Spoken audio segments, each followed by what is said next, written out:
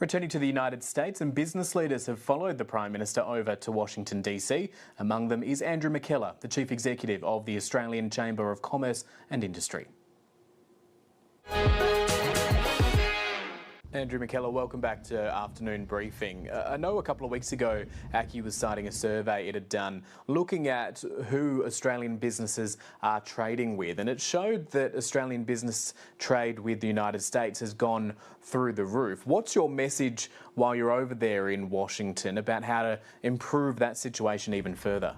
Well, hi Matt, great to be with you. Indeed, look, our trade survey did show that for the first time in the 6 times that we've undertaken this survey, the US topped the list. China was second.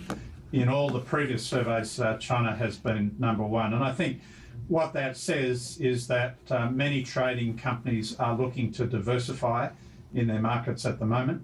The US is a very important trading partner. And I think this is why it's very timely to have the Prime Minister in Washington at the moment. There are some real things that he can achieve around the AUKUS Pact, the defence cooperation, the trade opportunities that come out of that, the opportunities for Australian companies to be in the supply chain, the defence supply chain. So I think that's something that is, very material, very important, but also an area where there's been a focus today is on critical minerals, and that's part of the energy transition, really looking at how Australia can take advantage of the mineral wealth that we have, develop our supply chain, our value-added processing in some of those areas, and I think if the PM can really make the case for that, then that opens up some important commercial opportunities that are good for the Australian economy. On critical minerals, do you think Australia's been lagging in taking up some of those opportunities? Clearly, we have a lot of that stuff in the ground. We dig up quite a lot of it, but getting it into those supply chains and using it properly, is that somewhere where there's room for improvement? Well, I think that's often a critique of the Australian economy. And look, I think here, now is the time. Now there is an opportunity.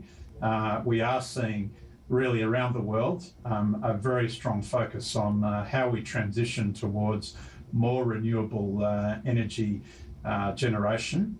Australia is well positioned on that. We have some of those critical resources. How we optimise that opportunity, how we become, if possible, an energy superpower, then I think now is the opportunity to really make a move on that. So I think that's why it's timely that the Prime Minister is here in Washington, making those connections, bringing industry and the other stakeholders together, and let's see what happens. When you talk about the AUKUS agreement, clearly this is a focus for the government on this trip and well into the future. Where are the areas where the Australian economy and Australian businesses have to step up, given it's a significant undertaking and we're using technology that we've never had our hands on before? Well, that's right, and I think a lot of people are aware of the submarines aspect of the AUKUS Pact. That's the first pillar. But there's a much broader area around the more general defence information sharing and cooperation, and I think that's very significant as well. So there's a whole range of areas in that space, around different defence technologies, which have been identified. And at the moment, there's very important legislation before the US Congress, which really opens up the opportunities for some of that defence cooperation, sharing of technologies, if that legislation can get through. So again, that's an important role the Prime Minister is playing, putting his political weight behind that, working with the administration, engaging with key members of the US Congress, and really trying to get that legislation supported.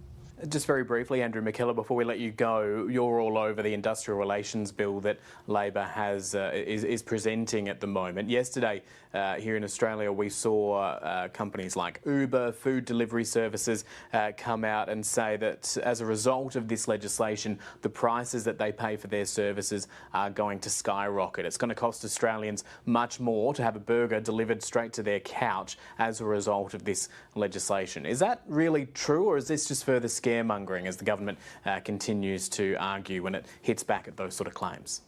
Look, this is a real issue of concern, and honestly, it is, I think, the real irritation in the relationship between the business community and the government at the moment. I think whether it's that issue, and those are quite legitimate points that those companies are raising, or whether it goes to the impact that the legislation will have on casual employment, on labour hire, on independent contractors, right across the board.